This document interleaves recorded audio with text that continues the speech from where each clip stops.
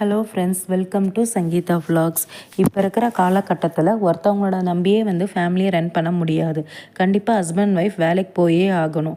அப்படி husband wife கஷ்டப்பட்டு எதுக்காக வேலைக்கு போகிறாங்க அப்படின்னு பார்த்தீங்கன்னா, மாதம் கடைசியில் வாங்குகிற சேலரிக்காக தான். மாதம் முழுக்க உழைச்சி அந்த கடைசி நாளில் வாங்குகிற சேலரியில் நம்ம படுற சந்தோஷமே வேறு லெவல் தாங்க.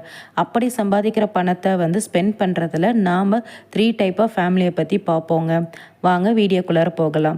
ஃபஸ்ட்டு ஃபேமிலியில் பார்த்தீங்கன்னா, ஹஸ்பண்ட் ஒய்ஃப் வேலைக்கு போகிறாங்க, சம்பாதிக்கிறாங்க, ஸ்பெண்ட் பண்ணுறாங்க.